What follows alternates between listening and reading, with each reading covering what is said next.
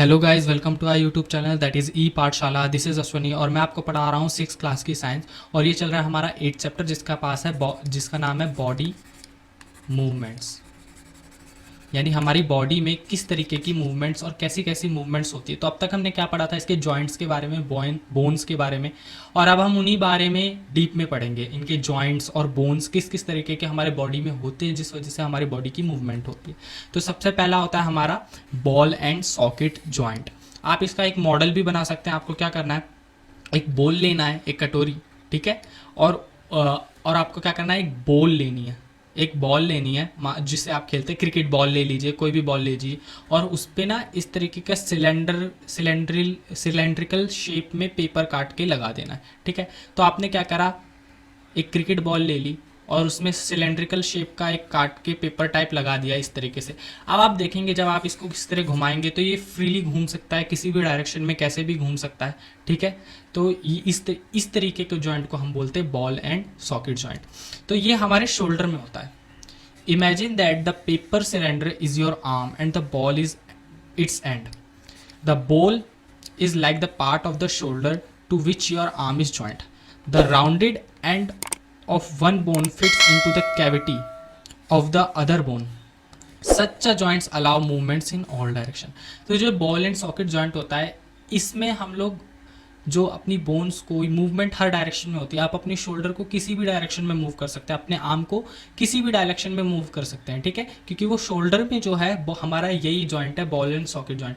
ये joint allow करता है सारे डायरेक्शन में मूवमेंट्स, यानी आप अपने हाथ को ऊपर भी ले जा सकते हैं, नीचे भी ले जा सकते हैं, राइट लेफ्ट किसी भी तरह ले जा सकते हैं, ठीक है। सारे डायरेक्शंस में ये मूवमेंट अलाउ करेगा।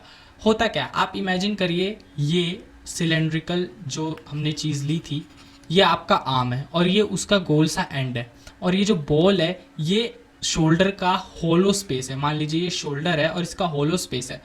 अब आपका आर्म बोन जो है, जो आपके हाथ का बोन है, उसका एक एंड इस तरीके का गोल है जैसे कि ये बॉल है, और ये इसमें फिट हुआ है शोल्डर के हॉलो पार्ट में, ठीक है। और इसी तरीके से फिर ये जॉइंट काम कर सकता है। एक बार मैं आपको फिर समझा देता हूँ। मान लीजिए आपका ये शोल्डर का हॉलो पार्ट है, ठीक है, शोल्डर का हॉलो पार्ट है, ये आपकी आर्म बोन है, ठीक है, और ये आर्म बोन का एंड है जो कि गोल है, ठीक है। अब ये आर्म बोन अपने इस एंड के साथ इस शोल्डर के हॉलो स्पेस में फिट हो गई है। इस तरीके से हमारा बॉल एंड सॉकेट जॉइंट है। अब आप अपने आर्म को किसी भी डायरेक्शन में घुमा सकते हैं, जैसे कि अगर आपने मॉडल बनाया और अगर आपने उस मॉडल को तैयार किया था, जो मॉडल आपने बनाया था उसको यूज़ किया था, उसमें आप देख सकते थे आप सिलेंड्रिकल शेप को पकड़ के कहीं भी घुमा सकते थे। इस तरह आप अपने आर्म बोन का भी कहीं भी घुमा सकते हैं, सारे डायरेक्शन में मूवमेंट होगी, ठीक है। और ये बॉल एंड सॉकेट जॉइंट हमारे पैरों में भी होता है। ये जैसे मान लीजिए हमारी थाई बोन है, थाई बोन जहाँ हिप बोन में जुड़ रही है वहाँ पे देखिए इस तरीके का जॉइंट बनता है, इसे बोलते हैं हम बॉल एंड सॉकेट जॉइंट। देख लीजिए ये एक होलो स्पेस है बॉल लाइक स्ट्रक्चर का, ये एक होलो स्पेस है, और ये थाई बोन इसमें जाके इंसर्ट हुई है, इसमें जाके लगी हुई है, चिपकी हुई है। अब आप अपने पैर को घुमा सकते हैं, ठीक है। तो ये हमारे पैर में भी होता है ball and socket joint. Next आता है pivotal joint. Pivotal joint, the joint where our neck joints the head is a pivotal joint. It allows to bend our head forward and backward and turn the head to our right to left, ठीक है। हमारे head को right से left, left से right घुमाने में मदद करता है, और आगे और पीछे ले जाने में हमारे हेड को मदद करता है। ये जॉइंट यहाँ पे होता है, इसे कहते हैं पिव। अब आप अपने हेड को यहाँ इस तरह आगे ले जा सकते हैं, यहाँ इस तरह पीछे ले जाते हैं, और राइट से लेफ्ट शोल्डर तक घुमा सकते हैं, ठीक है। इसे कहते हैं हम पिवोटल जॉइंट। हमारा थर्ड जॉइंट आता है, इसे बोलते हैं हाइंज जॉइंट। कुछ लोग हिंग भी बोलते हैं, hinge joint, hinge joint, hinge joint.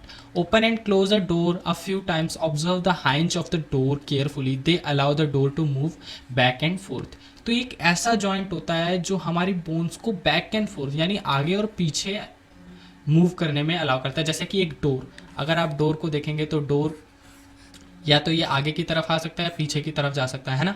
आप डोर को हिला के देखिए, सेम उसी तरह हाइंड जॉइंट होता है। देखिए यहाँ पे हमारे नी में होता है हाइंड जॉइंट, और ये हमारे एल्बो में भी होता है, ठीक है। हमारे एल्बो में भी हाई जॉइंट होता है, इस वजह से तो हम बैक एंड फोर्थ उसको घुमा सकते हैं, ठीक है। The elbow has a hind joint that allows only a back and fourth movement.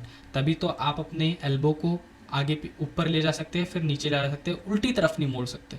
ठीक है, तो ये हमारे नी में होता है और हमारे एल्बो में होता है। ध्यान रखिएगा आप, इनके एग्जाम्पल्स बहुत ज़रूरी होते हैं कि पूछ लेते हैं जैसे हाइंड जॉइंट का है, तो हाइंड जॉइंट एल्बो में होता है और नी में होता है। फोर्थ होता है हमारा फिक्स्ड जॉइंट। ये एक ऐसे जॉइंट होते हैं जो मूव ही नहीं करते हैं। The bones can not move at these joints, such joints are called fixed joints. When you open your mouth wide you can move your lower jaw away from your head, isn't it? Try to move your upper jaw. There is a joint between the upper jaw and the rest of the head which is a fixed joint. आप अपने नीचे का जो mouth है, नीचे वाली jaw है, उसको आप हिला सकते हैं, लेकिन क्या आप ऊपर वाली जॉ को हिला सकते हैं? कभी भी नहीं। ठीक है, वो नहीं घूमेगी क्योंकि ऊपर वाली जॉ से लेकर के पूरा स्कल हमारा फिक्स जॉइंट से बना। फिक्स जॉइंट ऐसे जॉइंट होते हैं कि बोन मीट तो करती है, मगर वहां से जैसे हमने पढ़ा था कि हमारी बॉडी वहीं से मूव कर सकती है जहाँ पे दो बोन्स मीट हो रही हैं, वहीं से मूवमेंट हो सकती है। लेकिन फिक्स जॉइंट ऐसे होते हैं जो मूवमेंट नहीं करवाते हैं, वो फिक्स्ड रहते हैं। बोन मीट तो कर रही हैं लेकिन वो मूवमेंट नहीं करेंगी। फॉर एग्जाम्पल अगर मैं आपको दिखाऊं स्कल का डायग्राम यहीं पर है, ये देखिए, ये एक बोन हो गई, ये दूसरी बोन हो गई, तीसरी बोन हो गई, चौथी बोन, कितनी सारी बोन से मिलकर बनाई। यहाँ भी बोन्स होती हैं, ये बोन एक ये हो गई, एक ये बोन हो गई। ठीक है, ये बोन से मिलकर बना पड़ा है, लेकिन क्या आप इस बोन को हिला सकते हैं? ये आपकी जो लोअर जॉ है, नीचे वाली जॉ, बस आप इसको हिला सकते हैं। बाकी इतने पार्ट को, इतने यहाँ से लेकर के यहाँ तक के पार्ट को आप नहीं हिला सकते। ये फिक्स्ड जॉइंट्स हैं। ठीक है, जॉइंट तो है मगर फिक्स्ड जॉइंट्स हैं। अब इन्हीं जॉइंट्स को मिलाकर हमारी बॉडी एक फ्रेमवर्क तैयार करती है। फ्रेमवर्क क्या है? जैसे आप अगर कोई डॉल बना रहे हो तो उसको बनाने के लिए पहले आपको एक फ्रेमवर्क तैयार करना पड़ेगा, उसका फ्रेम तैयार करना पड़ेगा। ठीक है, उसके लिए एक सपोर्ट तैयार करना पड़ेगा। इसी तरह all the bones in our body also form a framework to give shape to our body. तो हमारी बॉडी को शेप देने के लिए बोन्स ने भी एक फ्रेमवर्क करा है जिसको हम बोलते हैं स्केलेटन। ये रहा डायग्राम फिगर 8.7, ये है एक स्केलेटन, ये हमारी बोन्स का फ्रेमवर्क है। हर जगह से जॉइंट, ये नी हो गए, ठीक है, एल्बोज, शोल्डर्स, हेड, नेक, रिब्स वगैरह, ये सारा आपस में जॉइंट होकर इन्होंने एक फ्रेमवर्क किया है। इसे हम कहते हैं स्केलेटन। एक यहाँ पर दे रखा है, इसको ज़रूर पढ़ लीजिएगा। जो ह्यूमन बॉडी होती है, बर्थ के समय में बेबीज़ में, जो न्यूबॉर्न बेबी होते हैं उनमें 305 बोन्स होती है, लेकिन एडल्टहुड में जब हम बड़े हो जाते हैं तो वो बोन्स 206 हो जाती है घट के। कैसे घटती है? एक्चुअल में जब हम बच्चे होते हैं तो हमारे उसमें जॉइंट्स इतने बने नहीं होते, बोन्स टूटी होती है, तभी तो बच्चे चल नहीं पाते, जॉइंट्स नहीं बने होते हैं।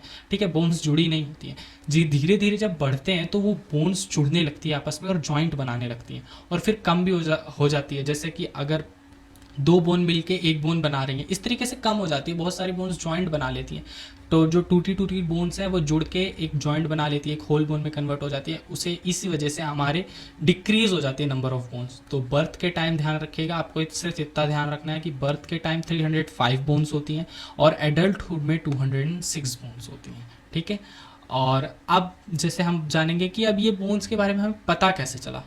अब सबकी बोन, मान लीजिए आपको फ्रैक्चर आया है, अब वो फ्रैक्चर देखने के लिए डॉक्टर चीर फाड़ तो करेगा नहीं।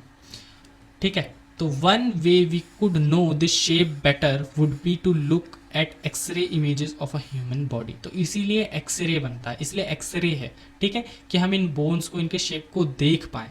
एक्चुअल में स्टोन एज में तो वैसे भी दिख जाता है, लेकिन एक परफेक्ट स्ट्रक्चर की ऐसा है हमारी बॉडी फ्रेमवर्क, हमारी बॉडी का फ्रेमवर्क ऐसा है स्केलेटन, ऐसी बनावट है हमारी बॉडी की जिसपे हमारी बॉडी टिकी हुई है, ऐसा सपोर्ट है। ये हमें नहीं पता था, ये हमें पता चला एक्सरे से। ठीक है, जब एक्सरे का आविष्कार हुआ। ठीक है, एक्सरे से हम अंदर की, अपनी बॉडी के अंदर की सारी बोन्स देख सकते हैं, कहीं इंजरी हुई है, कहीं कुछ हुआ है, तो वो सब हम देख सकते हैं। The X ray shows the shapes of the bone in our bodies. हमारी बॉडीज़ में बोन्स का शेप दिखाते हैं और फिर हम उससे पता करते हैं कि सही है कि गलत। अगर मान लीजिए आप कहीं गिर गए और आपकी हड्डी टेढ़ी वगैरह हो गई तो वो एक्सरे में पता चल जाता है। जैसे कि यहाँ एक्सरे इमेज आपको एक दे रखी है। ठीक है, इसमें ये जो X ray image of ankle and knee joint, तो ये जो हमारा नी जॉइंट है और ये हमारा एंकल जॉइंट है। ठीक है, इस तरीके से एक्सरे से हम पता कर लेते हैं। So that is it for today guys. अगर आपको वीडियो अच्छी लगी हो तो लाइक करें, सब्सक्राइब करें और शेयर करें। और अगर आपका कोई भी कमेंट हो, अगर आपका कोई भी डाउट हो तो आप उसे कमेंट सेक्शन में ड्रॉप कर सकते हैं, मैं उसे अगली वीडियो में क्लियर कर दूंगा। जय हिंद, जय भारत।